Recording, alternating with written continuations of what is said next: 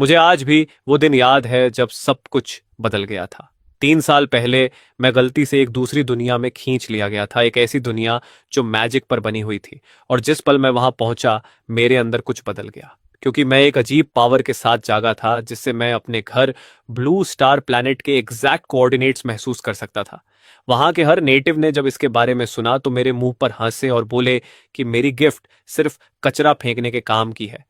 लेकिन मुझे उनकी सोच से कोई फर्क नहीं पड़ा, क्योंकि मैंने चुपचाप वहां से इकट्ठा किया हुआ हर छोटा बड़ा मैजिकल नॉलेज सीधे अपनी गवर्नमेंट को भेजना शुरू कर दिया। जहां उस दुनिया के लोकल मैजिक्स को सबसे आसान स्पेल कास्ट करने के लिए भी घुटनों पर बैठकर कांपती श्रद्धा के साथ मंत्र पढ़ने पड़ते थे, वहीं मैंने बिना एक शब्द बोले वो चीज चला दी जिसे वे इटर्नल फॉरबिडन मैजिक कहते थे। और सिर्फ एक अटैक उस दूसरी दुनिया के पूरे शहर को नक्शे से मिटाने के लिए काफी था, क्योंकि मेरे घर पर साइंटिस्ट्स ने सिर्फ मैजिक को स्टडी नहीं किया था, उन्होंने उसे पूरी तरह सिस्टम में तोड़कर समझ लिया था और असेंबली लाइन पर बिना स्पेल बोलने वाले मैजिक को मास प्रोड्यूस करने का तरीका खोज लिया था। उसके कुछ समय बाद मेरे घर के टाओइस्ट्स ने पता लगाया कि यह नया माना असल में हमारे एंशियंट टेक्स्ट्स में छुपी टेक्निक्स को पावर दे सकता है। और इसी डिस्कवरी ने कल्टीवेशन के उस पुराने रास्ते को फिर से जगा दिया जिसे ब्लू स्टार लगभग भूल चुका था। इसलिए जब आखिरकार मेरे होमलैंड ने लाखों कल्टीवेटर्स को गेट के जरिए उस दूसरी दुनिया में भेजा, तो उनमें से किसी को भी यह एहसास नहीं था कि शुरुआत से हम सिर्फ खुद को बचाना चाहते थे। 3 साल बहुत लंबा समय होता है, इतना लंबा कि मेरे जैसा एक ऑर्डिनरी इंसान भी उस दुनिया की बेरहमी देखकर अंदर से सुन्न हो गया था। और फिर भी मैं उस दिन के लिए तैयार नहीं था जब मुझे वापस मेरी अपनी दर्दनाक रियलिटी में खींच लिया गया।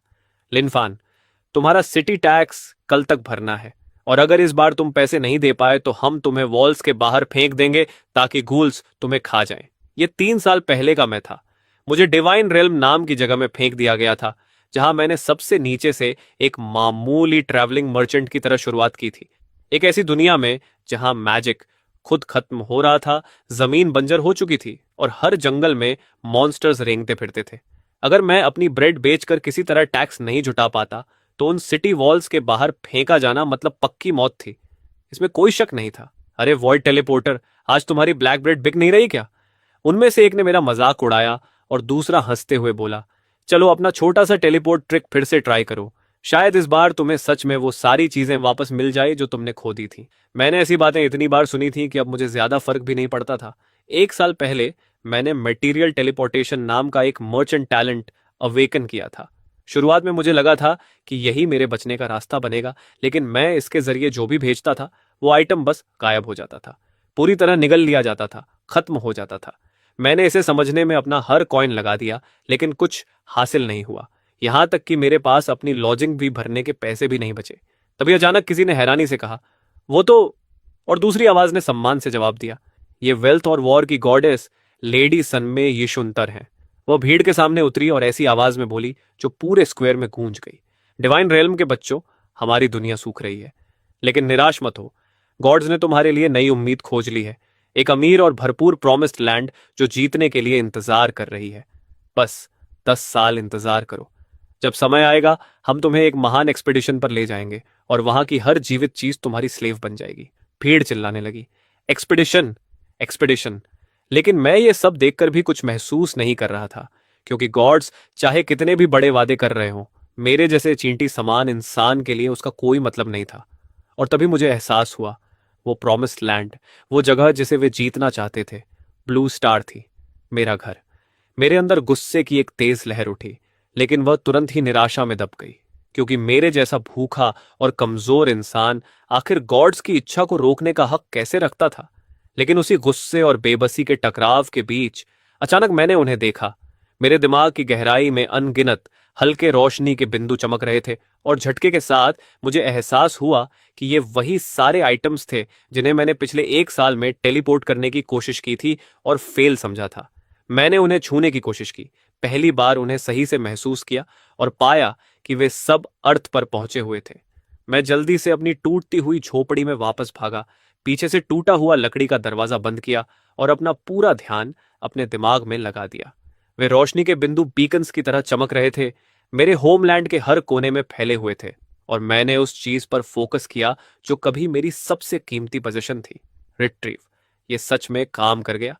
मैंने क्ले जार को उल्टा किया और कुछ भी निकलने की उम्मीद की, लेकिन उसमें से आम मिट्टी की धारा बाहर गिरने लगी। मैंने थोड़ी सी मिट्टी अपनी उंगलियों में पकड़ी और उसे अपनी नाक के पास लाया, और मेरा पूरा शरीर जम गया, क्योंकि ये डिवाइन रेल्म की सड़ी हुई करप्टेड सॉइल की बदबू नहीं थी। ये बारिश के बाद मेरे होमलैंड की खुशबू थी। मेरा टैलेंट असल में कभी फेल हुआ ही नहीं था, एक बार भी नहीं। अगर ये मिट्टी से भरा जार वापस ला सकता था तो ये बहुत कुछ वापस ला सकता था। मेरे दिमाग में एक पागलपन भरा आइडिया बनने लगा। इस दुनिया की जमीन मर चुकी थी और इसके लोग भूखे थे। यहाँ फ्लोर का एक छोटा बैग भी एक स्लेव खरीद सकता था, जबकि मेरे घर में खाना ऐसी चीज थी जिसके बारे में कोई दो बार सोचता भी नहीं था।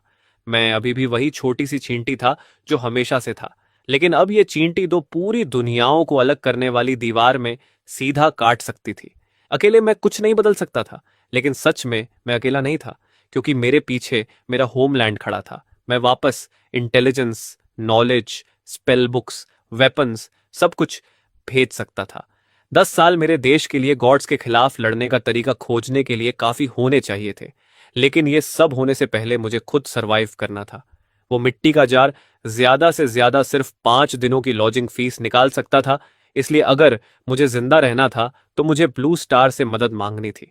और मुझे पता था अगर मैंने सीधे किसी गवर्नमेंट बिल्डिंग में टेलीपोर्ट किया तो शायद वे मुझे खतरा समझेंगे और मेरी भेजी हुई चीज को नष्ट कर देंगे। अब सिर्फ एक ही रास्ता बचा था।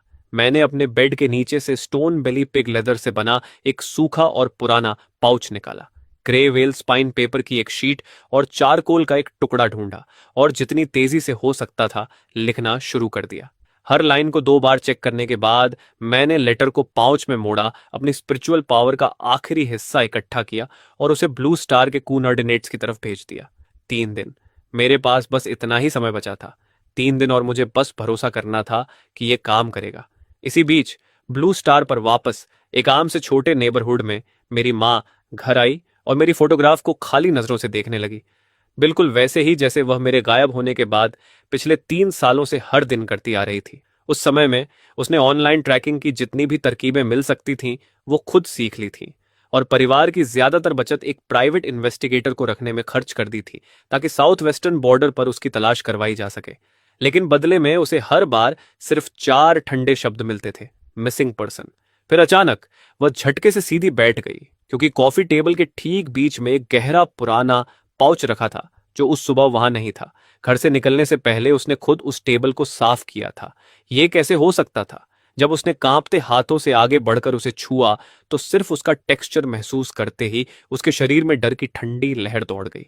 डर उसकी रीढ़ तक चढ़ने लगा, लेकिन तभी एक सोच ने उसे आगे बढ़ने की थोड़ी हिम्मत दी। उसने कांपती उंगलियों से गांठ खोली और उसे खोला। अंदर उसे खुरदरे कागज की एक साफ सुथरी मोड़ी हुई शीट मिली, और जैसे ही उसने उस लिखावट को पहचाना उसका पूरा शरीर जम गया। मॉम, ये मैं हूं लिन फैन, मैं मरा नहीं हूं, मैं एक दूसरी दुनिया में चला गया हूं, लेटर में लिखा था, और वह तुरंत समझ गई कि यह उसके बेटे की ही लिखावट थी। मैं अब ऐसी दुनिया में हूं जहां मैजिक और गॉड्स मौजूद हैं, और यहां के गॉड्स 10 साल बाद ब्लू स्टार पर हमला करने की तैयारी कर रहे हैं। मैंने एक टैलेंट जगाया है जिससे मैं चीजों को टेलीपोर्ट कर सकता हूं, लेकिन हर बार मैं सिर्फ 500 ग्रेन्स तक भेज सकता हूं, और इसे हर 3 दिन में सिर्फ एक बार इस्तेमाल कर सकता हूं। मॉम, यही हमारी एकमात्र उम्मीद है। प्लीज इस पाउच को आटे से भर देना, और याद रखना कुल वजन 500 ग्रेन से ज्यादा नहीं होना चाहिए। 72 घंटे बाद मैं इसे वापस टेलीपोर्ट कर लूंगा। प्लीज मुझ पर भरोसा करना मॉम, हमारे पास ज्यादा समय नहीं है। एक पल के लिए उसका दिमाग बिल्कुल खाली हो गया, जैसे कुछ बंद पड़ गया हो, और फिर सारी बातें एक साथ उसके ऊपर टूट पड़ी। समय यात्रा, मैजिक, अर्थ पर हमला, ये सब उसे पूरी तरह बकवास लग रहा था। उसे लगा ये जरूर किडनैपर्स होंगे जो अपने निशान छुपा रहे हैं और पकड़े जाने से बचने के लिए किसी कोड का इस्तेमाल कर रहे हैं, क्योंकि वरना वे पैसे लेने से मना करके आटा क्यों मांगते? उसे पूरा यकीन था कि वो रसोई वाला आटा नहीं था, वो सफेद पाउडर यानी ड्रग्स के लिए कोड था, और वे उसे इसमें फंसाकर अपना साथी बनाना चाहते थे। उसने कांपते हाथों से फोन उठाया। हेलो, क्या ये 110 है? मुझे एक अपराध की रिपोर्ट करनी है। हेलो मैम, क्या इमरजेंसी है? ऑफिसर ने पूछा। मुझे अभी मेरे बेटे का लेटर मिला है जो 3 साल से गायब है, और ये फिरौती का लेटर है। किडनैपर्स को पैसे नहीं चाहिए, उन्हें गैर कानूनी सामान चाहिए। Kidnapping case? शांत रहिए, हम अभी वहां पहुंच रहे हैं। कुछ ही देर बाद दो ऑफिसर्स उसके दरवाजे पर पहुंच गए। हेलो मिस लिन, हम वेस्ट डिस्ट्रिक्ट पुलिस से हैं, उनमें से एक ने कहा। और अंदर आने के बाद उसने अपनी सारी शंका बताई और सीधे टेबल पर रखे पाउच की तरफ इशारा किया। यही है। ऑफिसर जंग वेई ने पहले उसे ध्यान से देखा, फिर सफेद ग्लव्स पहनकर उसे सबूत की तरह उठाया।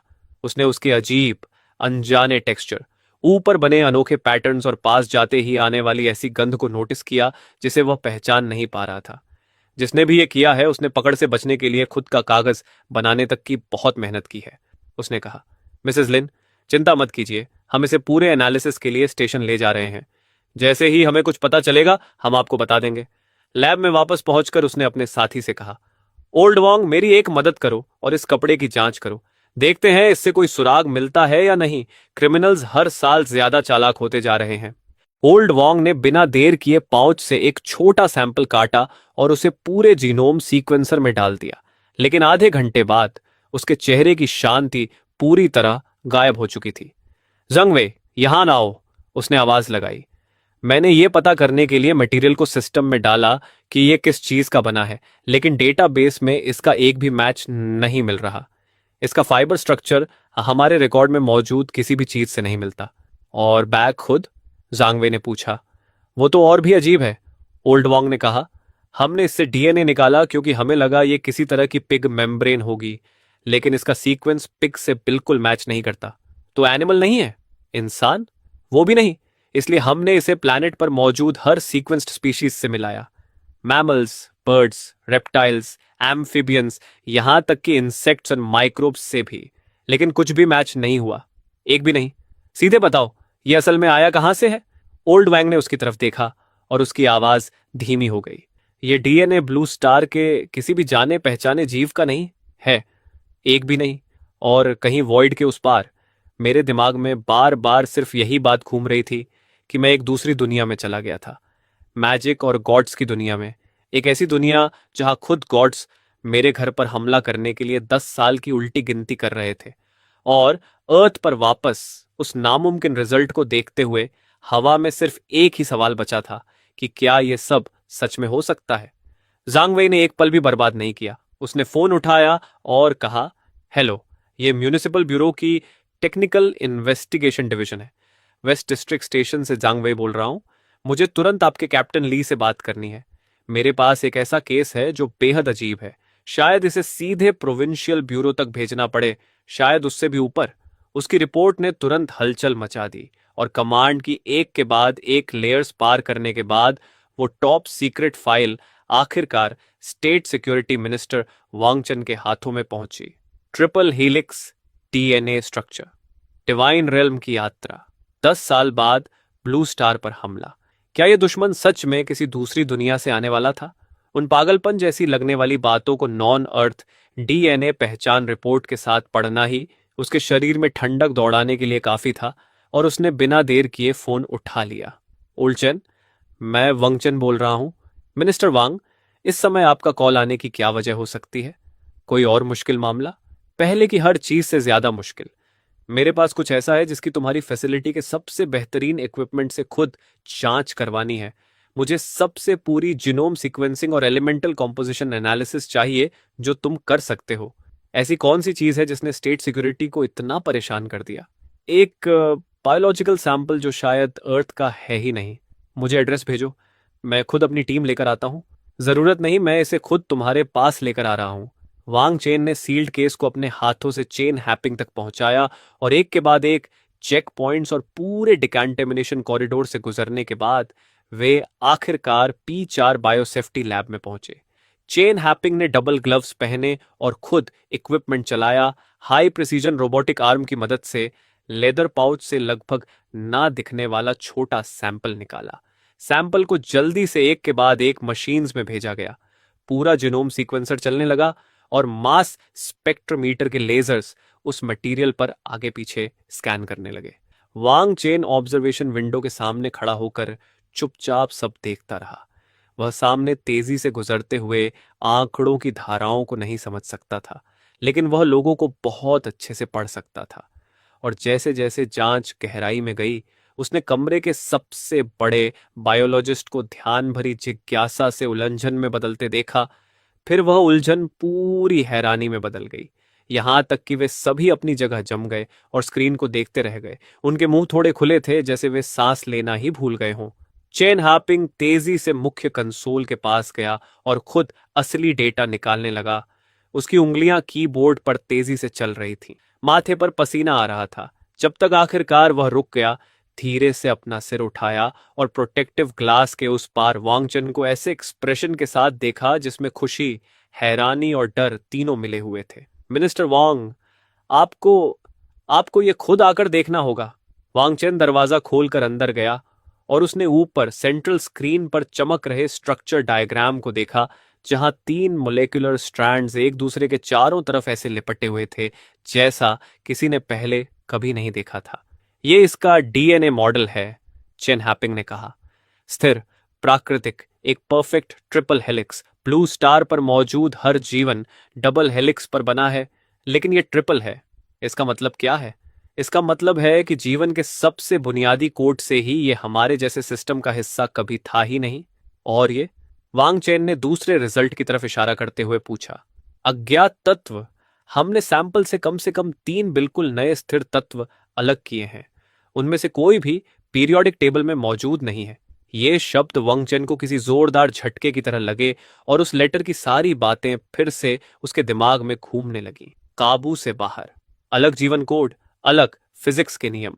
ओल्ड चेन, अभी सबसे डिटेल्ड रिपोर्ट तैयार करो और मुझे सबसे सुरक्षित इनक्रिप्टेड चैनल से भेजो।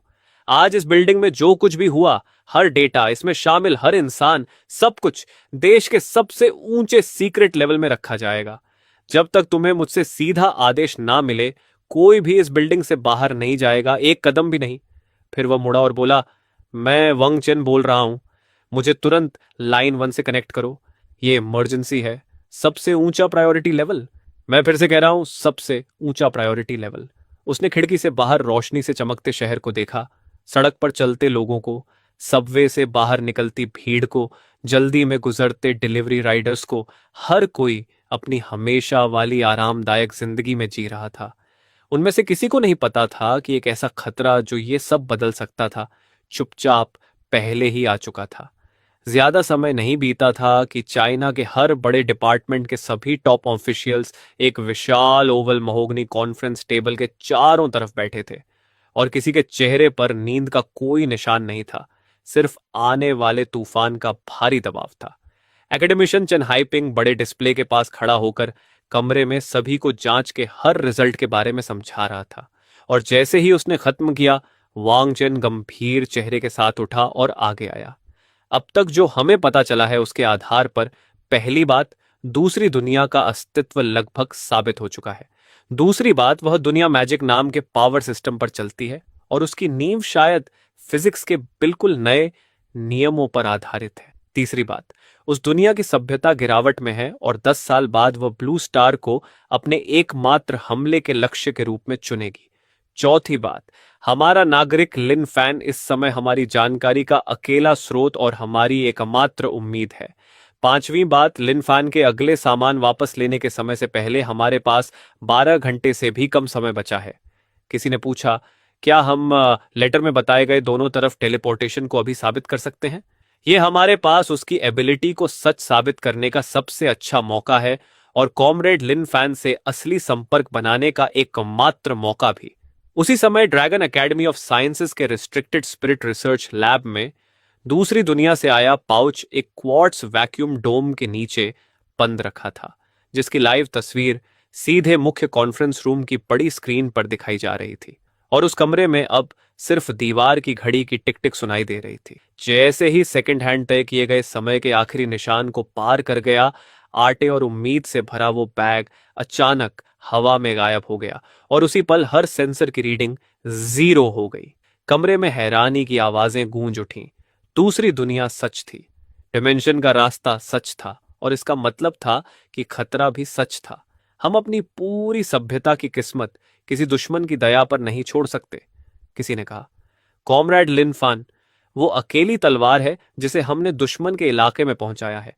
वहां हमारी एकमात्र आंखें, हमारा एकमात्र हाथ, अभी से हम अदर वर्ल्ड स्ट्रैटेजिक कमांड बनाएंगे और कॉमरेड लिन फैन की मदद के लिए कोई भी कीमत चुकाने से पीछे नहीं हटेंगे। आखिरी फैसला पूरे कमरे में गूंज उठा। वांग चेन कमांडर इन चीफ बनेगा, देश के सबसे बेहतरीन एक्सपर्ट्स को इकट्ठा करेगा और हर जरूरी डिपार्टमेंट के सभी साधनों को जोड़ेगा। और उसका मिशन सिर्फ एक था, 10 साल के अंदर पूरे देश की ताकत को इकट्ठा करके उस छोटे और कमजोर रास्ते से भेजना जो हर 3 दिन में सिर्फ एक बार खुलता था और जिसकी लिमिट सिर्फ 500 ग्रेन्स थी, और उसी के जरिए दूसरी दुनिया में मौजूद अपने अकेले योद्धा को मजबूत बनाना था। वापस उस दूसरी दुनिया में मुझे याद भी नहीं था कि कितने दिन हो गए थे जब मैंने कुछ अच्छा खाया था। तेज भूख मेरे अंदर ऐसे जकड़ी हुई थी जैसे कोई अदृश्य हाथ मुझे दबा रहा हो, और हर एक पल ऐसे गुजर रहा था जैसे कोई धारदार चीज धीरे धीरे मेरे जख्मों पर चल रही हो। तभी कैप्टन बार्टन मुझे ढूंढते हुए आया। लिन फैन, तुम्हारा वो जार ज्यादा से ज्यादा 5 दिन की रहने की फीस दे सकता है, और आज मिलाकर तुम्हारे पास सिर्फ 2 दिन बचे हैं। अगर उसके बाद तुम फी नहीं दे पाए तो तुम्हें पता ही है ब्लैकस्टोन सिटी में क्या होता है। मेरे अंदर उम्मीद और निराशा दो जानवरों की तरह एक दूसरे से लड़ रही थी, लेकिन शुक्र है दर्द भरी 72 घंटे की गिनती आखिरकार 0 पर पहुंच गई। मैंने जल्दी से अपना ध्यान लगाया और अपने मन की गहराई में उतर गया और लगभग तुरंत पाउच के कोऑर्डिनेट्स पकड़ ली। लेकिन जैसे ही मैंने उन्हें साफ महसूस किया, मेरा दिल बैठ गया। कोऑर्डिनेट्स बदल क्यों गए थे? क्या कुछ हो गया था? क्या मॉम खतरे में थी या उसने बस बैग खो दिया था? मैंने जबरदस्ती अपना डर दबाया और पाउच को वापस खींच लिया। अंदर कुछ था। मैं इंतजार नहीं कर सका। मैंने जल्दी से उसे खोला और एक साफ ताजा गेहूं की खुशबू सीधे मेरी नाक तक पहुंच गई। ये डिवाइन रेल्म के धूल और अजीब गंध से मिले खराब अनाज जैसी बिल्कुल नहीं थी। ये मेरे घर की पहचान वाली खुशबू थी, और आटा खुद मेरी सोच से भी कई गुना बेहतर था। मॉम ने जरूर मेरी हर बात को गंभीरता से लिया होगा। वह जरूर दूर दूर तक जाकर सबसे अच्छा आटा ढूंढ कर लाई होगी। लेकिन जैसे ही मैंने उसे छूने के लिए हाथ बढ़ाया, बीच में मेरा हाथ किसी बिल्कुल अलग एहसास वाली चीज से टकराया। वो एक कागज था, इतना पतला और हल्का कि यकीन करना मुश्किल था, लेकिन फिर भी अजीब तरह से मजबूत था, और उसके ऊपर साफ बड़े अक्षरों में एक ही लाइन लिखी थी, कॉमरेड लिन फैन, चाइना को तुम पर विश्वास है। जिस पल मैंने कॉमरेड शब्द देखा, उसी पल सारी बातें मेरी समझ में आ गईं। मॉम ने सिर्फ मुझ पर भरोसा करने का फैसला नहीं किया था, बल्कि उसने ये बात अधिकारियों तक पहुंचा दी थी, और सरकार ने भी दूसरी दुनिया में फंसे हुए एक इंसान पर भरोसा करने का फैसला कर लिया था। 3 साल की भूख, 3 साल तक अकेले निराशा में लड़ते रहना, और उस एक पल में आखिरकार मुझे ऐसी जगह मिल गई जहां मैं अपने अंदर दबा हुआ सारा दर्द बाहर निकाल सकता था। मेरी सारी शिकायतें, सारी कड़वाहट और सारी बेबसी मेरी आंखों में गर्म आंसुओं की तरह उमड़ आई। मैंने उस पतले से कागज को ऐसे कसकर पकड़ लिया जैसे मैं पूरी दुनिया को पकड़ रहा हूं, क्योंकि आखिरकार मुझे समझ आ गया था कि अब मैं कोई अकेला भटका हुआ इंसान नहीं था। मेरे पीछे मेरा महान देश खड़ा था। जब मैं शांत हुआ तो मैंने तुरंत आगे की तैयारी शुरू कर दी। ज्यादातर आटे को सावधानी से वापस पाउच में भरा, उसे अपने बिस्तर के नीचे खोदे हुए गड्ढे में छुपाकर ऊपर से लकड़ी के तख्तों से बंद कर दिया। फिर बचे हुए 1/3 आटे को साफ कपड़े के टुकड़े में बांधा और अपनी शर्ट के अंदर रख लिया। उसके बाद मैं सीधे ब्लैकस्टोन सिटी की शोर से भरी सड़कों पर निकल गया और पूरे शहर की सबसे बेहतरीन बेकरी गोल्डन व्हीट फ्रेग्रेंस की तरफ चल पड़ा। वहां पहुंचते ही एक वर्कर मुझ पर चिल्लाया, वहीं रुक जाओ, ये गोल्डन व्हीट फ्रेग्रेंस है, इज्जतदार लोगों की जगह, तुम्हारे जैसे गंदे आदमी के लिए नहीं। लेकिन मैंने उसकी बात पर कोई ध्यान नहीं दिया और सीधे आगे बढ़ गया। उसकी हैरान गालियों और आसपास के लोगों की उत्सुक नजरों के बीच मैंने आराम से कपड़े में बंधा हुआ सामान काउंटर पर रखा और पूरी दुकान के सामने उसे खोल दिया। जैसे ही वो बिल्कुल साफ और चमकदार सफेद आटा सबके सामने आया, पूरी बेकरी जैसे एक पल के लिए जम गई। तभी दुकान का मालिक ग्रेली गुस्से में बोला, ये इतना शोर किस बात का है? मेरी दुकान में तमाशा करने की हिम्मत किसने की? वो किसी फटेहाल भिखारी को भगाने के लिए तैयार होकर आया था, लेकिन अगले ही पल उसकी नजर काउंटर पर रखे उस चमकदार सफेद आटे पर पड़ी और उसका सारा गुस्सा वहीं गायब हो गया। वह तेजी से आगे आया और उस आटे को ध्यान से देखने लगा, क्योंकि इतना सफेद आटा होना नामुमकिन था। कम से कम उसने अपनी जिंदगी में ऐसा कभी नहीं देखा था। उसने सावधानी से अपना मोटा हाथ आगे बढ़ाया और थोड़ा सा आटा ऐसे उठाया जैसे कोई कीमती खजाना पकड़ रहा हो। वह महसूस कर सकता था कि यह कितना बारीक, कितना मुलायम और कितना हल्का था। इसमें जरा सी भी गंदगी नहीं थी। फिर भी ग्रेली ने अपने अंदर उठ रही खुशी को दबाया और ऐसे दिखाने लगा जैसे उसे ज्यादा फर्क नहीं पड़ा। उसने कहा, ठीक ठाक है, लेकिन इसकी मात्रा बहुत कम है। चलो मैं बड़ा दिल दिखाता हूं, 60 कॉपर कॉइन्स दूंगा और पूरा ले लूंगा। ये सुनते ही आसपास खड़े लोगों में हलचल मच गई, क्योंकि 60 कॉपर कॉइन्स से 3 लोगों का परिवार पूरे हफ्ते तक ब्लैक ब्रेड खा सकता था। मैं बस बिना कुछ बोले उसका नाटक देखता रहा और फिर शांति से आटा वापस अपने बैग में भरने लगा। जैसे ही ग्रेली ने यह देखा, उसके दिल की धड़कन तेज हो गई और वह तुरंत बोला, अरे रुको रुको छोटे भाई, बात तो करते हैं। अगर कीमत पसंद नहीं आई तो फिर से तय कर लेते हैं। एक सिल्वर कॉइन कैसा रहेगा या 100 कॉपर? मैंने शांत आवाज में कहा, यह तो लूट है। 100 कॉपर में तो मार्केट की सबसे सस्ती कैटफोक स्लेव खरीदी जा सकती है। मैं चलता हूं। यह सुनकर ग्रेली और घबरा गया और जल्दी से बोला, नहीं नहीं रुको, अगर इस आटे से ब्रेड बनाकर नोबल्स को बेचा गया तो फायदा तुम्हारी सोच से भी ज्यादा होगा। ठीक है, ये लो 100 कॉपर। मैंने पैसे गिनकर पक्का किया, कॉइन पाउच उठाया और बिना पीछे देखे बाहर निकल गया। उस छोटी सी दौलत को लेकर मैं अपनी टूटी हुई झोपड़ी वापस नहीं गया, बल्कि सीधा मार्केट पेट्रोल स्टेशन पहुंचा। और जब आखिरकार बाहर निकला तो मैंने राहत की लंबी सांस ली, क्योंकि उस दिन से कम कुछ समय के लिए मैं ब्लैकस्टोन सिटी की दीवारों के अंदर सुरक्षित था और अब मेरे पलटवार की तैयारी शुरू करने का समय आ गया था। दूसरी तरफ ग्रेली उस ब्रेड को देखकर खुद हैरान था और बड़बड़ाने लगा, ये सच में मैंने बनाया है? बॉस, तुम अंदर आखिर क्या चीज बना रहे हो? ये तो मुझे थका कर रख देगा।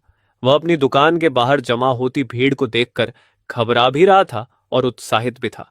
उसने ब्रेड की ट्रे उठाई, दरवाजे पर आया और एक ब्रेड ऊपर उठाते हुए बोला, अभी अभी बनी होप व्हाइट ब्रेड, सबसे बेहतरीन चीजों से तैयार, मेरे अपने हाथों से बनाई गई, बहुत कम मात्रा में है, आज सिर्फ 10 मिलेंगी।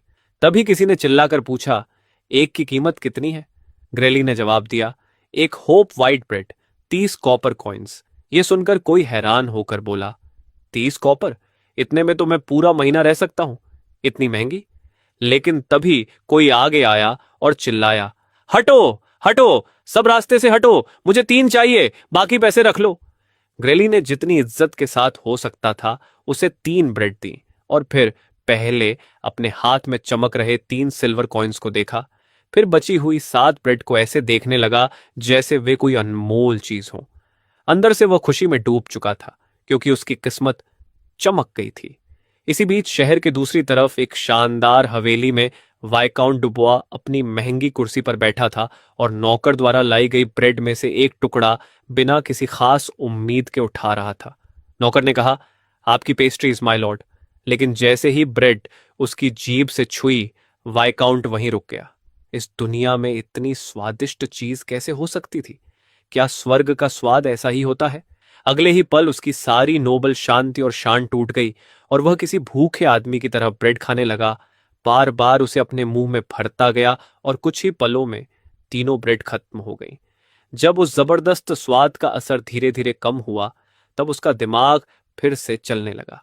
उसने सोचा, अगर अगले महीने के नोबल बैंक्वेट में मैं ऐसी ब्रेड परोस सकूं तो वहां मौजूद हर इंसान हैरान रह जाएगा, मुझसे जलने लगेगा और पूछेगा कि मुझे ये कहां से मिली। उसने तुरंत आदेश दिया, मुझे अभी उस बेकरी पर ले चलो, मैं उनकी सारी ब्रेड खरीदना चाहता हूं। लेकिन नौकर ने कहा, माय लॉर्ड, उस दुकान में शुरुआत से ही सिर्फ 10 ब्रेड थी। यह सुनकर वाइस काउंट बोला, सिर्फ 10? तुरंत गाड़ी तैयार करो, मैं खुद देखना चाहता हूं कि यह बेशर्म नया आदमी आखिर है कौन। जब वाइकाउंट वहां पहुंचा तो ग्रेली ने झुककर उसका स्वागत किया और कहा, योर लॉर्डशिप, आपका मेरी छोटी सी दुकान पर आना मेरे लिए बहुत बड़ा सम्मान है। लेकिन वाइस काउंट ने उसे रोकते हुए कहा, चापलूसी बंद करो, वो व्हाइट ब्रेड कितनी बची है? मुझे सारी चाहिए। ग्रेली ने डरते हुए जवाब दिया, माय लॉर्ड, आज के लिए सब बिक चुकी है। ये सुनते ही वाइस काउंट गुस्से में बोला, मोटे सुअर, मुझे फर्क नहीं पड़ता तुम कैसे करोगे, लेकिन कल तक मेरे लिए वही ब्रेड तैयार होनी चाहिए। अगर फेल हुए तो मैं खुद तुम्हें दीवारों के बाहर फेंक दूंगा ताकि गूल्स तुम्हें खा जाएं। वाइकाउंट के गुस्से में चले जाने के बाद ग्रेली पूरी तरह टूट गया और बड़बड़ाने लगा कि अब वह खत्म हो चुका है, सच में पूरी तरह खत्म हो चुका है। फिर वह भागता हुआ मुझे ढूंढने आया और विनती करते हुए बोला, ब्रदर लिन फैन, प्लीज मुझे बचा लो। वाइकाउंट डुबोआ को कल 10 और ब्रेड चाहिए, वरना वो मुझे दीवारों के बाहर फेंक देगा घूल्स के सामने। उसकी बात सुनकर मैंने सिर्फ पूछा, तो? इस पर ग्रेली और ज्यादा बेचैन होकर बोला, ब्रदर लिन फैन, प्लीज मुझे वो सफेद आटा और बेच दो। तुम जो कीमत बोलोगे मैं दूंगा। मैंने उसे बताया कि वो आटा मुझे शहर के बाहर रूइंस में सिर्फ किस्मत से मिला था और अब मेरे पास वैसा आटा और नहीं बचा है। ये सुनते ही ग्रेली का चेहरा उतर गया और वह घबराकर बोला कि अगर आटा खत्म हो गया है तो उसकी मौत पक्की है, जब तक कोई दूसरा रास्ता ना मिल जाए। उसकी बात सुनकर मैंने पूछा, कैसा रास्ता? शायद मैं और ढूंढ सकूं, लेकिन मेरी एक शर्त है। मेरी बात सुनते ही ग्रेली ने बिना सोचे पूछा कि कैसी शर्त है, बस बताओ। अगर इससे मेरी जान बच सकती है तो मैं कुछ भी मानने को तैयार हूं। मैंने उसे बताया कि आज से मेरे दिए हुए आटे से बनने वाली हर ब्रेड के फायदे का आधा हिस्सा मुझे चाहिए। यह सुनते ही वह चौंक गया। आधा? ये तो... लेकिन जैसे ही मैंने जाने का इशारा किया, वह तुरंत घबरा गया और बोला, रुको रुको, मैं मानता हूं। फिर उसने बताया कि ये एक जादुई कॉन्ट्रैक्ट होगा जिसे जस्टिस और कॉन्ट्रैक्ट्स के गॉड की गवाही में बनाया जाएगा, और अगर कोई इसे तोड़ेगा तो उसकी आत्मा नरक की आग में जलेगी। मैंने साफ कह दिया कि सिर्फ बातों का कोई मतलब नहीं है, हम कॉन्ट्रैक्ट साइन करेंगे। अगले ही पल रोशनी चमकी और कॉन्ट्रैक्ट हमेशा के लिए पक्का हो गया। अगले दिन ग्रेल खुद 10 ब्रेड लेकर वाइकाउंट डुबुआ की हवेली पहुंचा और उन्हें छकने के बाद वाइकाउंट इतना खुश हुआ कि उसने उसी समय उसे 5 सिल्वर कॉइन्स इनाम में दिए और ऐलान किया कि अब से वह हर दिन 10 ब्रेड खरीदेगा। मैंने सलाह दी कि कीमत बढ़ाकर हर ब्रेड की एक पूरी सिल्वर कॉइन कर दी जाए और हर दिन सिर्फ 15 ब्रेड ही बेची जाए। और उस दिन के बाद से होप व्हाइट ब्रेड पूरे शहर में आग की तरह फैल गई। अब यह सिर्फ खाना नहीं था, बल्कि ब्लैकस्टोन सिटी के बड़े लोगों के बीच अपनी हैसियत दिखाने की चीज बन चुकी थी।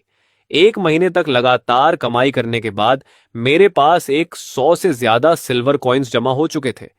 लेकिन यह सब मुझे ज्यादा खुश नहीं कर पा रहा था, क्योंकि इतने सब के बावजूद मेरी टेलीपोर्टेशन टैलेंट जरा भी आगे नहीं बढ़ी थी। अभी भी सिर्फ 500 ग्रेन्स की लिमिट थी और अभी भी हर 3 दिन में सिर्फ एक बार इस्तेमाल कर सकता था। मुझे साफ समझ आ गया था कि इस दुनिया में पैसा सिर्फ एक साधन है। अगर मैं अपनी एबिलिटी को अपग्रेड नहीं कर पाया तो चाहे मेरे पास कितने भी कॉइन्स क्यों ना हो, मैं फिर भी एक चींटी ही रहूंगा। अगर मुझे दूसरी दुनिया से मिली इस गिफ्ट को आगे बढ़ाना था तो मुझे लगा कि इसके लिए मुझे इसी दुनिया के पावर सिस्टम की मदद लेनी होगी। मैंने एक मर्चेंट से पूछा, यह क्या है? उसने जवाब दिया, फायरबॉल स्पेल है, किसी बदकिस्मत एडवेंचरर से निकाला गया है। 30 सिल्वर, 1 कॉपर भी कम नहीं होगा। 30 सिल्वर मेरी लगभग पूरे हफ्ते की कमाई थी, लेकिन मैंने एक पल भी नहीं सोचा। मैंने पूछा कि कोई माना क्रिस्टल बचा है? उसने कहा, 5 सिल्वर। वापस अपनी जगह पहुंचकर मैंने उत्साह से फायरबॉल स्क्रोल खोला, लेकिन उस पर बने रहस्यमय निशान मुझे किसी उलझी हुई लिखावट से ज्यादा कुछ नहीं लग रहे थे, और काफी देर तक घूरने के बाद मुझे सिर्फ तेज सिर दर्द मिला। मैंने स्क्रोल पर बने रास्तों में माना चलाने की कोशिश की, लेकिन फिर भी कुछ नहीं हुआ। सच कहूं तो यह समझ में आता था, क्योंकि अगर मैजिक सीखना इतना आसान होता तो इस दुनिया की हर गली में मैजिक घूम रहे होते। लेकिन इससे फर्क नहीं पड़ता था कि मैं इसे अकेले नहीं समझ सकता था, क्योंकि मेरे पीछे चाइना की पूरी टॉप रिसर्च ताकत खड़ी थी। इसके बाद मैं कई और दुकानों पर गया, बहुत पैसे खर्च करके कुछ मुश्किल से मिलने वाली किताबें खरीदी, फिर बैठकर कागज और चारकोल से सब कुछ लिखना शुरू किया। हर चीज के बारे में मेरा अंदाजा, उनका इस्तेमाल क्या हो सकता है और मुझे उनसे क्या पता करवाना था। लेटर पूरा होने के बाद मैंने उसे फायरबॉल स्क्रॉल, मैना क्रिस्टल और तीनों किताबों के साथ लेदर पाउच में बंद कर दिया। मैंने खुद से कहा कि यही 2 पूरी सभ्यताओं की टक्कर की चाबी है, और उसी पल से सच में पलटवार की शुरुआत हो चुकी थी। दूसरी तरफ ब्लू स्टार पर अंडरग्राउंड बेस में खबर फैल गई, 1 महीना, 10 टेलीपोर्टेशंस। किसी को नहीं पता था कि इस बार लिन फैन के ज्यादा कीमती चीज भेजने का मतलब क्या है। ये आ गया एकेडमिशन चैन, शुरू करते हैं। समझ गया। मैजिक स्क्रोल, माना क्रिस्टल, तुरंत जांच शुरू करो। कुछ देर बाद रिपोर्ट आई, मिनिस्टर वांग, ये क्रिस्टल एक अज्ञात ऊर्जा कण छोड़ रहा है। इसकी पार करने की क्षमता गैमा रेज से भी ज्यादा है। हमने अपने पास मौजूद हर सुरक्षा मटेरियल टेस्ट कर लिया, यहां तक कि 1200 मिलीमीटर मोटी लीड प्लेटिंग भी, लेकिन कुछ भी इसे पूरी तरह रोक नहीं पाया। तभी दूसरे रिसर्चर ने और भी हैरान करने वाली बात जोड़ी कि सबसे अजीब बात यह है कि इसकी एनर्जी लेवल बेहद कम है और ये शरीर के टिश्यूज पर लगभग कोई नुकसानदायक असर नहीं डालती। ये ऐसी कोमल रोशनी की तरह व्यवहार करती है जिसमें लगभग अनंत चीजों को पार करने की क्षमता है। अभी के लिए हम इसे माना पार्टिकल कह रहे हैं, वांगचन ने धीरे से कहा। गैमा रेस से ज्यादा पार करने की क्षमता, लेकिन रेडिएशन का कोई नुकसान नहीं। अगर हम इसके पीछे का सिद्धांत समझ गए तो ये एनर्जी या क्वांटम कम्युनिकेशन में क्रांति ला सकता है। तभी किसी ने याद दिलाया कि जनरल, अभी हमारी पहली जिम्मेदारी लिन फैन की मदद करने का तरीका ढूंढना है। स्क्रॉल की जांच में क्या मिला?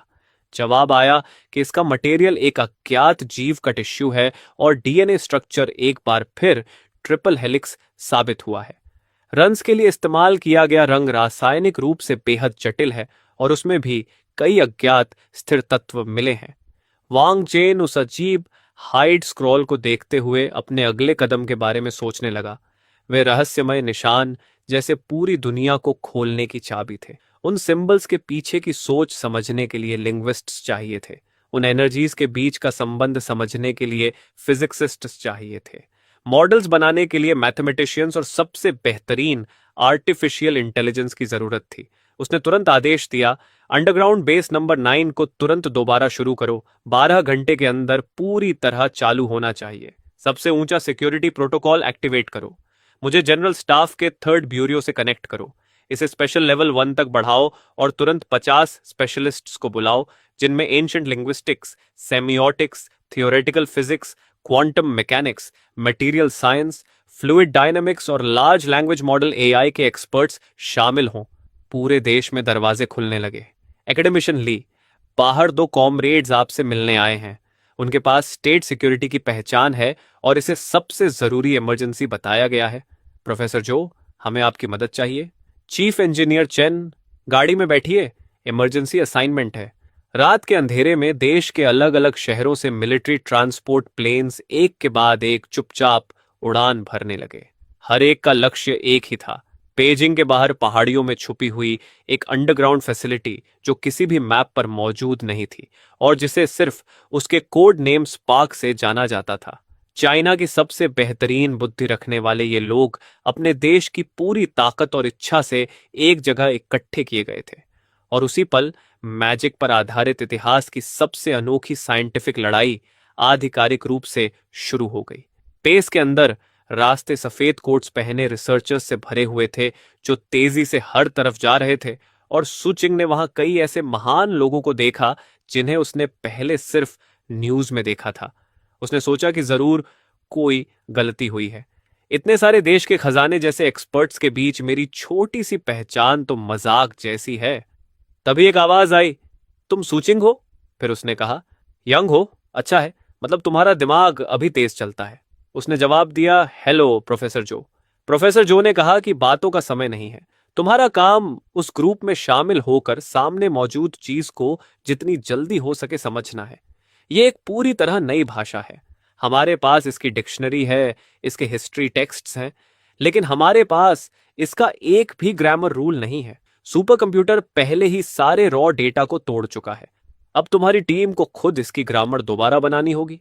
कुछ समय बाद अचानक किसी ने आवाज लगाई कि मॉडल कंस्ट्रक्शन पूरा हो गया है और सुचिंग के चेहरे पर खुशी साफ दिखाई देने लगी।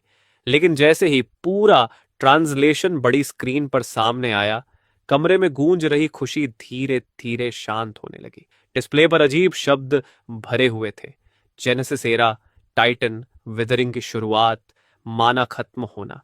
किसी ने धीरे से कहा कि क्या यह किसी देश की धार्मिक कहानी है? किसी और ने जवाब दिया कि सच कहूं तो ये किसी गेम की कहानी जैसा ज्यादा लग रहा है। क्या सच में देश ने इतनी बड़ी ऑपरेशन सिर्फ दूसरी दुनिया की कोई फैंटेसी कहानी ट्रांसलेट करने के लिए शुरू की है? तभी प्रोफेसर जो ने सबको रोकते हुए कहा कि सभी ने अच्छा काम किया है, लेकिन हमारे सामने अभी इससे भी मुश्किल काम बाकी है। हमें इसे भी ट्रांसलेट करना है। जैसे ही सूचिंग ने देखा कि यह एक मैजिक स्क्रोल था, उसके पूरे शरीर में सिहरन दौड़ गई। इससे पहले उसे लग रहा था कि यह सब सिर्फ कोई अजीब कहानी होगी, लेकिन अब अचानक उसे एक डराने वाली सच्चाई महसूस होने लगी। क्या मैजिक सच में हो सकता है? क्या सच में कोई दूसरी दुनिया मौजूद हो सकती है? प्रोफेसर जो ने शांत आवाज में कहा कि हम किसी कहानी को नहीं पढ़ रहे हैं, हम एक असली दूसरी दुनिया को समझ रहे हैं। चलो काम शुरू करते हैं। उसके इतना कहते ही स्क्रॉल पर लिखे शब्द जल्दी से ट्रांसलेट कर दिए गए, लेकिन उसमें लिखी बातें किसी इंस्ट्रक्शन जैसी बिल्कुल नहीं लग रही थी। वो ज्यादा किसी समझ ना आने वाली कविता जैसी थी, जिनके साथ अजीब शब्दों का पूरा सेट लिखा था, जिसे लिखा तो जा सकता था, लेकिन किसी को नहीं पता था कि उन्हें बोलना कैसे है और किस आवाज में पढ़ना है। और स्क्रोल का सबसे बड़ा हिस्सा एक बेहद मुश्किल पैटर्न से भरा हुआ था, जिसने सभी को पूरी तरह उलझा दिया था। उन अनजाने सिंबल्स के सामने पूरा प्रोजेक्ट पहली बार रुक गया। तभी चीफ इंजीनियर चेन ने अचानक कहा कि ये मुझे कुछ जाना पहचाना लग रहा है। एक पुराने पावर ग्रिड इंजीनियर होने की वजह से उसे मुश्किल स्ट्रक्चरल डायग्राम समझने की आदत थी, और बिना चाहे ही उसका दिमाग इस पैटर्न को उसके पुराने थीसिस के ultra high voltage grid power flow diagram से मिलाने लगा। ये लाइंस, ये नोड्स और हर चीज के बहने की दिशा। और तभी अचानक उसके दिमाग में एक पागलपन भरा आइडिया आया। अगर ये कोई पिक्चर है ही नहीं तो? अगर ये असल में एक सर्किट डायग्राम हुआ तो? चीफ इंजीनियर सबके सामने खड़ा हुआ और किसी जुनूनी इंसान की तरह समझाने लगा कि ये मोटी लाइंस मैन ट्रंक लाइंस हैं, ये कम रेजिस्टेंस दिखाती हैं। ये पतली लाइंस ब्रांचेस हैं, ज्यादा रेजिस्टेंस वाली। और ये बड़े नोड्स कोई रून्स नहीं है, ये ट्रांसफॉर्मर्स और कैपेसिटर्स की तरह हैं, जो एनर्जी को बढ़ाने, घटाने और स्टोर करने के काम आते हैं। उसने पावर ग्रिड एनालिसिस की पूरी थ्योरी उस मैजिकल पैटर्न पर लगा दी, और ओम्स लॉ और किरचॉफ्स लॉज के हिसाब से उसे ऐसे सॉल्व करने लगा जैसे उसके पास बिल्कुल समय नहीं बचा हो। कई दिनों से ना सोए हुए एक्सपर्ट्स भी उसके काम की तेजी देखकर उसमें शामिल हो गए, और सभी ने देखा कि उसका चेहरा कंफ्यूजन से शॉक में बदल रहा था, जबकि सूचिंग खुद भी पूरी तरह चुप होकर गहरी सोच में डूब गई थी। कैलकुलेशंस और तेज होती गईं, और जब आखिरकार आखिरी नोड अपनी जगह बैठ गया तो पूरा स्ट्रक्चर एक परफेक्ट लूप में बंद हो गया। एनर्जी की हर धारा एक साथ मिलकर ठीक एक स्टेबल पॉइंट पर पहुंच रही थी, ना थोड़ा ज्यादा ना थोड़ा कम। ये पूरा हो गया था। इसकी लॉजिक सच में पूरी तरह मैच हो गई थी। सूचिंग की आंखों में ऐसी चमक आ गई जो पहले किसी ने नहीं देखी थी, और उसने कहा कि मुझे लगता है हमें इसे मैना सर्किट कहना चाहिए। और जिस पल ये शब्द उसके मुंह से निकले, मैजिक कोई रहस्यमय और छू ना सकने वाली ताकत नहीं रहा। ये एक ऐसा एनर्जी सिस्टम बन गया था जिसे समझा जा सकता था, जांचा जा सकता था और दोबारा बनाया भी जा सकता था। कुछ समय बाद रिपोर्ट आई कि माना सर्किट समझ लिया गया है। इसका मतलब है कि शायद हम सच में ब्लू स्टार पर मैजिक इस्तेमाल कर सकते हैं। हमने डॉक्टर सूचिंग की कैलकुलेशंस को पूरी तरह दोबारा चेक किया है, और फुक्सी ने 11 से ज्यादा सिमुलेशंस चलाकर वही रिजल्ट कंफर्म किया है। ये मैजिकल पैटर्न असल में एनर्जी को चलाने, बढ़ाने और आकार देने का एक बेहद पावरफुल सिस्टम है। फिर सवाल आया कि क्रिस्टल का क्या हुआ? कोई प्रोग्रेस? जवाब मिला कि ज्यादा नहीं। इसका 99% हिस्सा साधारण क्वार्ट्ज जैसा ही है, लेकिन बचा हुआ 1% एक अनजान एलिमेंट है। इसकी अंदरूनी बनावट बहुत अलग है, जैसे कोई मजबूत पिंजरा हो। हमारी थ्योरी ये है कि मना पार्टिकल्स उसी पिंजरे के अंदर बंद हैं, लेकिन हम समझ नहीं पा रहे कि उसे खोला कैसे जाए। किसी ने पूछा कि क्या स्क्रॉल में क्रिस्टल इस्तेमाल करने के बारे में कुछ लिखा है? जवाब आया कि वहां की जानकारी साफ नहीं है। ज्यादातर बातें किसी धार्मिक प्रार्थना जैसी लगती हैं, लेकिन बार बार एक इनकैंटेशन की जरूरत बताई गई है, और उसके साथ एक अजीब सा प्रोनंसिएशन दिया गया है। हमारा अंदाजा है कि शायद ये किसी तरह के साउंड रेजोनेंस की तरह काम करता है। तभी किसी ने कहा कि अगर ये स्ट्रक्चर एक ताला है, तो एक खास फ्रीक्वेंसी की साउंड वेव शायद उसकी चाबी होगी। तुरंत आदेश दिया गया और पूरी लैब फिर से तेजी से काम में लग गई। एक हाई प्रिसिजन साउंड जनरेटर लाया गया और माना क्रिस्टल की तरफ लगाया गया, जबकि लैंग्वेज एक्सपर्ट्स ने इनकैंटेशन के शब्दों को ऑडियो वेव्स में बदल दिया। टेस्ट शुरू हुआ। Frequency 32 hertz, sound pressure 90 decibel. कुछ नहीं हुआ। फ्रीक्वेंसी 33.5 हर्ट्ज की गई, प्रेशर 110 डेसिबल तक बढ़ाया गया और स्क्वायर वेव फॉर्म लगाया गया, फिर भी कुछ नहीं हुआ। क्रिस्टल अपने बंद चेंबर में किसी जिद्दी पत्थर की तरह पड़ा रहा, जैसे उस पर किसी भी फ्रीक्वेंसी का कोई असर ही नहीं हो रहा था। किसी ने पूछा कि क्या यह ट्रांसलेशन मिस्टेक हो सकती है। जवाब आया कि इसकी संभावना कम है। हमारा यूनिवर्सल लैंग्वेज ग्रामर मॉडल 97% से ज्यादा एक्यूरेसी पर चल रहा है। शब्दों की समझ गलत नहीं होनी चाहिए। Sound, इनकंटेशन, spirit. प्रोफेसर जो से पूछा गया कि क्या स्क्रॉल में कैस्टर यानी मैजिक इस्तेमाल करने वाले इंसान की भूमिका के बारे में कुछ लिखा है। जवाब आया, मिल गया। इसमें लिखा है कि कास्टर को सेक्रेड स्टोन हाथ में पकड़कर गॉड्स के शब्द बोलने होंगे। शायद असली समस्या यहीं छुपी थी। वे अब तक सब कुछ मशीन्स से सिमुलेट कर रहे थे और सबसे जरूरी चीज को नजरअंदाज कर चुके थे, यानी बीच में मौजूद इंसान को। शायद साउंड सिर्फ आधी चाबी थी और बाकी आधी इंसान के शरीर का अपना बायो इलेक्ट्रिक फील्ड था। जब कोई इंसान खुद क्रिस्टल को छूकर उसी समय इनकैंटेशन बोलेगा, तभी दोनों मिलकर उस पिंजरे को खोल पाएंगे। तुरंत इंसान के साथ डायरेक्ट टेस्ट की तैयारी का आदेश दिया गया।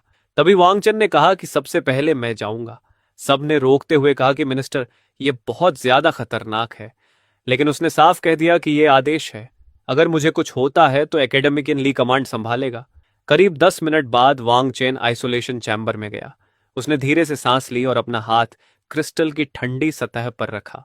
एग्नेस इग्निसोर प्रुस्नी। लगातार 3 बार कोशिश करने के बाद भी उसे कुछ महसूस नहीं हुआ। एनर्जी का कोई बहाव नहीं था और उसने बिना देर किए किसी और को अंदर भेजने का आदेश दे दिया।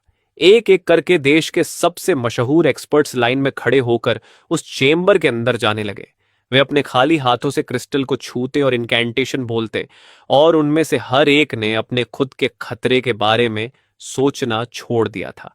सब कुछ सिर्फ मैजिक के उस आखिरी मुश्किल कदम को समझने के लिए था। 2 घंटे बाद ज्यादातर साइंटिस्ट्स अपनी कोशिश कर चुके थे और हर एक कोशिश का नतीजा एक जैसा था, असफलता। सच उनके इतने करीब था जैसे हाथ बढ़ाते ही पकड़ लेंगे, फिर भी वह एक ऐसी दीवार के पीछे बंद था जिसे कोई तोड़ नहीं पा रहा था। थ्योरी सही थी, तरीका भी आजमाया जा चुका था, तो आखिर गलती कहां हो रही थी। तभी एक नई आवाज सुनाई दी। मेरा नाम सुचिंग शू है। वह क्वांटम एंटैंगलमेंट और क्वांटम कम्युनिकेशन के क्षेत्र की सबसे कम उम्र में पहचानी गई एक्सपर्ट थी। कुछ घंटे पहले एक मिलिट्री जेट मुझे बिना किसी वार्निंग के शंघाई से ले आया था, और जब मैं पहली बार यहां पहुंची तो मुझे लगा था कि शायद कोई बड़ा क्वांटम इंजीनियरिंग प्रॉब्लम मेरा इंतजार कर रहा होगा जिसे मुझे सॉल्व करना है। और सच कहूं तो कुछ समय तक ये सोचकर मैं काफी एक्साइटेड भी थी। लेकिन यहां आने के बाद मुझे एहसास हुआ कि शायद मेरी यहां कोई जरूरत ही नहीं है। इस जगह physics, material science, biology, energy और लैंग्वेज के सबसे बेहतरीन दिमाग इकट्ठे किए गए थे, और उनमें से हर किसी के सामने एक साफ काम था। और मैं यहां थी, एक क्वांटम एंटैंगलमेंट स्पेशलिस्ट, जिसका आसपास चल रही किसी भी रिसर्च से कोई सीधा कनेक्शन दिखाई नहीं दे रहा था। आखिरकार मुझे समझ आ गया कि जिसने भी ये टीम बनाई थी उसे पता नहीं था कि कौन कौन सी फील्ड की जरूरत पड़ेगी, इसलिए उन्होंने हर पॉसिबल फील्ड के एक्सपर्ट्स को बुला लिया था, बस जरूरत पड़ने की उम्मीद में। और साफ था कि मैं वही जरूरत पड़ने वाली इंसान थी जिसकी आखिर में जरूरत ही नहीं पड़ी। उसने आसपास देखा और पूछा, वहां आखिर वो लोग क्या कर रहे हैं? किसी ने जवाब दिया, पक्का नहीं, लगता है किसी तरह का मैजिक टेस्ट कर रहे हैं। ये सुनकर वह चौंक गई। मैजिक? तुम मजाक कर रहे हो ना? वह ऐसे परिवार से आई थी जहां टॉयस्ट परंपराएं कई पीढ़ियों पहले ही कमजोर पड़ चुकी थीं। बचपन में उसके दादाजी उसे जबरदस्ती पालथी मारकर बैठाते और सांस लेने और एनर्जी कंट्रोल करने की टेक्निक्स याद करवाते थे, और उसने अपनी पूरी जवानी साइंस पढ़ने में लगा दी थी, सिर्फ इसलिए ताकि ऐसी खाली और बिना आधार वाली अंधविश्वास जैसी चीजों को मजबूत फैक्ट्स से गलत साबित कर सके। लेकिन इतना लंबा रास्ता तय करने के बाद आज वह देश की सबसे सीक्रेट रिसर्च फैसिलिटी में खड़ी थी और एक ऐसी चीज देख रही थी जो डराने वाली हद तक उसके दादाजी की सिखाई हुई चीजों जैसी लग रही थी। तभी आवाज आई, डॉक्टर सू चिंगशू, अब आपकी बारी है। उसके अंदर की हर सोच उसे मना करने को कह रही थी, लेकिन सामने खड़े आदमी की आंखों में देखकर उसने अपना इनकार वापस निकल लिया। वांग चेन ने उसके चेहरे पर लिखी हिचकिचाहट और आधे मन से करने वाला रवैया साफ देख लिया था, इसलिए वह उसके पास आया और सीधे बोला, डॉक्टर जू, मैं समझता हूं कि आपके मन में शक हो सकता है, लेकिन आप इस पर विश्वास करें या ना करें, एक बार अंदर जाने के बाद मुझे चाहिए कि आप हर कदम को पूरी गंभीरता से करें। समझ गई? उसने जवाब दिया कि मैं कर दूंगी। अंदर जाने के बाद किसी ने उसे निर्देश दिया कि अपनी स्पिरिट को फ्लेम की धड़कन के साथ मिलाओ। स्पिरिट? वह आखिर इस पर फोकस कैसे करे? वह एक फिजिसिस्ट थी। उसकी पूरी दुनिया इक्वेशंस और डेटा से बनी थी। लेकिन जब वह समझ नहीं पा रही थी कि क्या करे, तभी उसके दिमाग की गहराई से बचपन की एक पुरानी याद वापस आई। दिल को शांत करो, स्पिरिट को इकट्ठा करो, अपने इरादे को अंदर संभालो और बाहर की दुनिया को महसूस करो। उसने अपने अंदर के विरोध को छोड़ने की कोशिश की, दिमाग को खाली किया और अपना पूरा ध्यान उन उंगलियों पर ले आई जो क्रिस्टल को छू रही थी। अचानक उसकी उंगलियों में एक अजीब एहसास दौड़ा, जैसे उसकी चेतना क्रिस्टल की मजबूत सतह को पार करके उसके अंदर घूम रहे एनर्जी के समुद्र से जुड़ गई हो। क्या वह सच में कुछ महसूस कर रही थी? एग्नेस, इग्निस और प्रुस्नी। जैसे ही आखिरी शब्द उसके मुंह से निकला, उसकी उंगलियों से हल्की गर्मी की एक लहर निकली। सुचिंगशु की आंखें अचानक खुल गईं और आइसोलेशन ग्लास के दूसरी तरफ वांगचेन अपनी कुर्सी से खड़ा हो गया। अविश्वसनीय नजारा था। उसकी खुली हुई बाईं हथेली के ऊपर ऑरेंज फ्लेम की एक छोटी सी गेंद हवा में तैर रही थी, जो हल्की गर्माहट और रोशनी फैला रही थी। इंटरकॉम से आवाज आई, डॉक्टर शू, शांत रहिए, एनर्जी को बाहर की तरफ धकेलने की कोशिश कीजिए। उसका दिमाग पूरी तरह उलझ चुका था, लेकिन उसकी इंस्टिंक्ट ने काम संभाल लिया और उसने फ्लेम को चेंबर के दूसरी तरफ रखे एलॉय टारगेट की ओर धकेल दिया।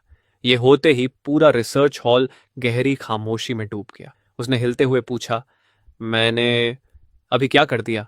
तभी उसे बताया गया कि यह सबसे ऊंचे लेवल की इमरजेंसी डायरेक्टिव है और आदेश है कि आपको तुरंत एक सीक्रेट मिलिट्री स्ट्रांगहोल्ड ले जाया जाए। इसी बीच उसके दादाजी बैठे सोच रहे थे कि उन्होंने अपनी पूरी जिंदगी में कोई गलत काम नहीं किया था। बस जवानी में कभी कभी मंदिर का मुफ्त खाना खा लिया था, लेकिन वो भी इतना बड़ा अपराध नहीं था कि इस तरह हिसाब लिया जाए। लेकिन जैसे ही उन्हें कोर रिसर्च जोन में लाया गया, सबसे पहले उन्होंने अपनी पोती सुचिंग शू को देखा, जो एक गर्म चर्चा के बीच खड़ी थी, और अचानक उनके दिल में एक बुरा एहसास उठा। क्या सच में वे उसे, जिसे लोग पुराने जमाने के अंधविश्वास का प्रतीक मानते थे, इतने सारे साइंटिस्ट से भरी फैसिलिटी में सिर्फ एक चेतावनी की तरह इस्तेमाल करने लाए थे? क्या उसे साइंस के नाम पर बलि का बकरा बनाया जाने वाला था? तभी वांग चेन ने उनका स्वागत करते हुए कहा, डाओइस्ट जांग, मैं वांग चेन हूं और यहां की कमांड मेरे पास है। स्थिति बहुत जरूरी है। कृपया पहले ये फुटेज देखिए। उसे देखते ही जांग चिंगशुन ने कहा, फायर कंट्रोल टेक्निक। वांगचेन ने उन्हें एक फाइल दी, जिसके पहले ही पेज पर हाइड स्क्रोल की साफ तस्वीर थी। उसने समझाया, हम इसे फायर बॉल स्पेल कहते हैं। डॉक्टर स्यू ने इसी के जरिए ये एबिलिटी हासिल की है। इस फाइल में ओरिजिनल टेक्स्ट, उसका ट्रांसलेशन और हमारे फिजिक्सिस्ट द्वारा बनाए गए माना सर्किट एनर्जी डायग्राम्स मौजूद हैं। जांग चिंगसुन जितनी देर उसे देखते गए, उनका चेहरा उतना ही गंभीर होता गया। उन्होंने धीरे से कहा, दाओ प्रकृति का पालन करता है। रास्ते अलग हैं, लेकिन मंजिल एक ही है। ये टेक्निक और हमारे डेविस्ट टेक्स्ट्स में लिखी फायर कंट्रोल मेथड्स असल में एक ही मूल सिद्धांत पर आधारित हैं। फिर उन्होंने समझाया, ताओइज्म में हम इसे फू यानी टैलिस्मैन कहते हैं। इसके अंदर खुद कोई शक्ति नहीं होती, इसे सिर्फ इस्तेमाल करने के लिए एक गाइड डायग्राम समझिए। इस्तेमाल करने वाला अपनी स्पिरिट को माध्यम बनाता है और टैलिस्मन के पैटर्न के हिसाब से आसमान और धरती में फैली एनर्जी को गाइड करता है, जिसे हम ची कहते हैं। फिर उसे आकार देकर बाहर प्रकट करता है। अब मैं समझ गया, उन्होंने आगे कहा, शायद हमारी दुनिया सच में धर्मा डिक्लाइन के युग से गुजर रही है। पुराने समय में आसमान और धरती में भरी चुई बहुत ज्यादा और मजबूत थी। इसी वजह से हमारे पूर्वज इन तरीकों से हवा और बारिश को बुला सकते थे। लेकिन समय के साथ वो एनर्जी धीरे धीरे कम होती गई और पुरानी टेक्निक्स बिना स्रोत वाली नदियों जैसी बन गई, इसलिए उनकी शक्ति खुद ब खुद खत्म हो गई। ये बात कमरे में मौजूद हर इंसान के दिमाग में अचानक रोशनी जलने जैसी लगी, और इससे पूरी तरह समझ आ गया कि आखिर डाओइस्ट प्रैक्टिसेस दूसरी दुनिया के मैजिक से इतनी ज्यादा जुड़ी हुई क्यों लग रही थी। शांग चिंगचुअन ने सू चिंग शू के एक्सपेरिमेंट के रिकॉर्ड्स देखे और सिर हिला दिया, क्योंकि उसे एहसास हो गया था कि स्क्रोल और अब तक साइंटिस्ट्स द्वारा किए गए सारे टेस्ट पूरी तरह गलत चीज के पीछे अटक गए थे। उसने कमरे में मौजूद सभी लोगों से कहा कि मुझे एक बात कहनी है। असली टाओइस्ट प्रैक्टिस में मास्टरी का सिद्धांत यह है कि इरादा दिल के साथ चलता है और टेक्निक दिल से पैदा होती है। जब हम इनकैंटेशन कहते हैं तो उसका मतलब सिर्फ ध्यान को एक जगह इकट्ठा करना होता है। एनर्जी खुद बेजान होती है, उसमें अपनी कोई इच्छा नहीं होती। तुम बस हाथ बढ़ाकर उसे ले सकते हो। तो फिर पहले शब्द बोलकर खुद को उसके सामने बताने की जरूरत ही क्या है? क्या ये असली जड़ को छोड़कर सिर्फ शाखा के पीछे भागने जैसा नहीं है? मेरी पोती इनकैंटेशन पूरा करने के बाद इसलिए सफल नहीं हुई क्योंकि उन शब्दों में कोई खास शक्ति थी, बल्कि वजह सिर्फ ये थी कि उसकी ट्रेनिंग अभी गहरी नहीं थी और उसकी स्पिरिट खुद से फोकस नहीं कर पा रही थी। उसे सही स्थिति में पहुंचने के लिए उन शब्दों की मदद चाहिए थी। साफ शब्दों में कहें तो उस स्क्रॉल पर लिखे सारे इनकेंटेशंस और हाथों के इशारे सिर्फ बिगिनर्स के लिए ट्रेनिंग टूल्स हैं। खुद को सही दिशा देने का तरीका बिल्कुल वैसे जैसे चलना सीख रहे बच्चे के लिए सहारा होता है। ये समझाने के बाद उसने खुद दिखाने का फैसला किया। वह आइसोलेशन चेंबर के अंदर गया, माना क्रिस्टल की तरफ देखा और उसे छूने की भी जरूरत नहीं समझी। उसने बस अपना हाथ उसके ऊपर हवा में रखा, धैर्य से सांस ली, अपनी आंखें आधी बंद की और अपने मन में मैना सर्किट की तस्वीर बनाई। इरादे को पकड़ो, उसकी कल्पना करो और मन को ची को रास्ता दिखाने दो। अगले ही पल जो हुआ उसे देखकर सब हैरान रह गए। वांगचन आइसोलेशन चेंबर की अलॉय वॉल को घूरता रह गया, जिसमें अब एक साफ छेद चल चुका था और उसका दिल तेजी से धड़क रहा था। ना कोई इनकैंटेशन, ना कोई इशारा, यहां तक कि कोई फिजिकल टच भी नहीं।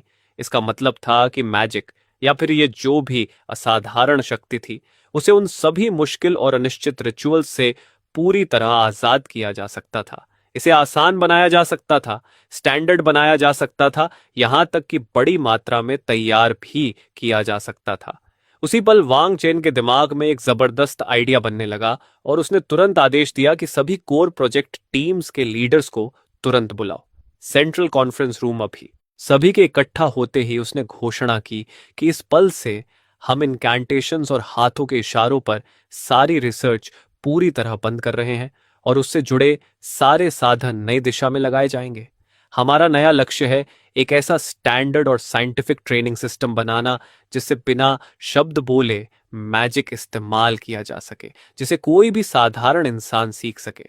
मुझे फर्क नहीं पड़ता तुम कौन सा तरीका इस्तेमाल करते हो, टाओइस्ट, बुद्धिस्ट या पूरी तरह साइंटिफिक। मुझे सिर्फ एक रिजल्ट चाहिए, एक ऐसा ऑर्डिनरी सोल्जर जिसने पहले कभी ट्रेनिंग नहीं ली हो, वह सबसे कम समय में आग को कंट्रोल करना सीख जाए।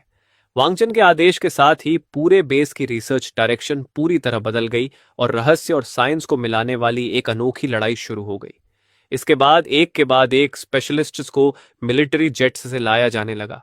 वुदांग माउंटेन पर सालों तक अकेले प्रैक्टिस करने वाला इंटरनल मार्शल आर्ट्स का ग्रैंड मास्टर, लॉन्गहू माउंटेन की टैलिस्मन क्राफ्टिंग परंपरा का वारिस और इंसानी दुनिया से दूर पहाड़ों में गहरी मेडिटेशन में महारत हासिल करने वाला मंक, वे असली कल्टीवेटर्स जो अब तक सिर्फ कहानियों में मौजूद लगते थे, इतिहास में पहली बार अपने देश की इच्छा से एक जगह इकट्ठे हुए थे। एक मास्टर ने जोर देकर कहा कि जब दिल चलता है तो इरादा चलता है, और जब इरादा चलता है तो जी बहती है, इसलिए दिल ही असली चाबी है। तभी एक मोक ने शांत आवाज में जवाब दिया, अमित भा, मेरे हिसाब से असली चीज शांति है। सिर्फ जब मन पानी की तरह शांत होता है तभी वह हर चीज को साफ दिखा सकता है। तभी एक युवा फिजिक्सिस्ट ने उनकी बातों को डेटा से जोड़ने की कोशिश करते हुए कहा, नहीं नहीं, पूरी तरह ऐसा भी नहीं है। मेरे ईईजी रीडिंग्स के हिसाब से सबसे जरूरी चीज प्रीफ्रंटल कॉर्टेक्स में थीटा बैंड एक्टिविटी का सिंक्रनाइज्ड बढ़ना है। अगले 3 घंटे तक पुराने मास्टर ने उसे अपनी बातों में उलझाए रखा और आखिर में चीफ एडवाइजर के रूप में झांग चिंग शुआन को आकर रिसर्च को वापस सही रास्ते पर लाना पड़ा, जिससे पूरा बेस फिर से पूरी स्पीड पर काम करने लगा। हर प्रैक्टिशनर को हाई प्रिसिजन ईईजी सेंसर लगाया गया और जैसे ही वे कास्टिंग स्टेट में जाते, उनके दिमाग में चलने वाला हर न्यूरल सिग्नल रिकॉर्ड होकर सीधे फुक्सी सुपर कंप्यूटर के कोर में भेज दिया जाता। कंप्यूटिंग टीम का काम था उस डेटा के समुद्र से वो सबसे स्टेबल और कॉमन ब्रेन वेव पैटर्न निकालना जो कास्टिंग इंटेंट से जुड़ा था। कुछ समय बाद किसी ने घोषणा की, हमें मिल गया, यही सफलता की चाबी है। कास्टर के दिमाग में बनाई गई इमेज जितनी ज्यादा साफ और स्टेबल होती है, उसका स्टैंडर्ड मॉडल से मैच उतना ज्यादा होता है और कास्टिंग उतनी ही आसान और पावरफुल बन जाती है। ये डिस्कवरी पुराने सिद्धांत से पूरी तरह मैच कर रही थी कि टेक्निक दिल से पैदा होती है। और इसी सफलता के आधार पर सॉफ्टवेयर इंजीनियरिंग टीम ने तेजी से neuro feedback based meditation training system का सॉफ्टवेयर बना दिया। यूजर्स को बस ईईजी हेडसेट पहनना होता था और प्रैक्टिस करते हुए मन में इमेज बनानी होती थी। सिस्टम रियल टाइम में उनके ब्रेन वेव सिग्नल्स पकड़ता और उन्हें डेटाबेस में रखे स्टैंडर्ड कास्टिंग मॉडल से कंपेयर करता था। जितना ज्यादा मैच होता हेडसेट में आवाज उतनी ही शांत और अच्छी हो जाती, और जितना ज्यादा फर्क होता आवाज उतनी ही खराब और चुभने वाली हो जाती। इस सिस्टम ने मुश्किल और समझ से बाहर लगने वाली मेडिटेशन ट्रेनिंग को एक महसूस की जा सकने वाली चीज में बदल दिया। मतलब अब ट्रेनीज को कोई गहरी रहस्यमय मानसिक टेक्निक समझने की जरूरत नहीं थी। उन्हें बस गेम खेलने की तरह अपनी मेंटल स्टेट एडजस्ट करनी थी, जब तक उन्हें सही आवाज ना मिल जाए। और उसी पल मैजिक को हमेशा के लिए उसकी ऊंची रहस्यमय जगह से नीचे उतार दिया गया। एक हफ्ते बाद जॉइंट लेबोरेटरी नंबर 1 के अंदर सिक्योरिटी फोर्सेस से चुना गया एक युवा सोल्जर आइसोलेशन चेंबर में दाखिल हुआ। उसने पहले कभी किसी तरह की ट्रेनिंग नहीं ली थी, यहां तक कि उसे इस टेस्ट से पहले मेडिटेशन के बारे में भी कुछ पता नहीं था। उसके पास सिर्फ असिस्टेड ट्रेनिंग सिस्टम के साथ बिताए हुए 24 घंटे थे, और फिर यह काम कर गया। उसी पल पूरा कमरा खुशी से गूंज उठा। सभी लोग अपनी गंभीरता भूलकर एक दूसरे के साथ खुशी मनाने लगे। वांग चेन उस युवा सोल्जर को देख रहा था। उसका चेहरा हमेशा की तरह शांत था, लेकिन उसके दोनों हाथों की कसी हुई मुट्ठियां बता रही थीं कि वह अपने अंदर कितनी भावनाएं दबा रहा था। उन्होंने मैजिक के रहस्य को पूरी तरह समझ लिया था और उसे एक ऐसी चीज में बदल दिया था जिसे स्टैंडर्ड तरीके से बनाया, दोहराया और बड़े पैमाने पर सिखाया जा सकता था। उस पल से चाइना के हाथ में उस अनजान दुनिया के खिलाफ एक और बड़ा हथियार आ चुका था। आखिरी टेस्ट के दौरान दूसरी दुनिया से आया मना क्रिस्टल आखिरकार अपनी सारी एनर्जी खत्म करके एक साधारण से भूरे पत्थर में बदल गया। लेकिन अब इससे कोई फर्क नहीं पड़ता था, क्योंकि चाइना फायरबॉल स्पेल के पीछे का सिद्धांत पूरी तरह समझ चुका था। अगला ट्रांसफर विंडो खुलने से पहले वांग चेन ने खुद अगली मदद की तैयारी देखी। आटा, दवाइयां, ज्यादा एनर्जी देने वाले फूड बार्स और बाकी जरूरी चीजें अभी भी लिस्ट में थीं, लेकिन इस बार पैकेज के बीच में कुछ बिल्कुल नई चीजें रखी गई थीं। इस बार ये लिन फैन के लिए चाइना की पहली असली और पूरी तरह तैयार की गई मदद होने वाली थी।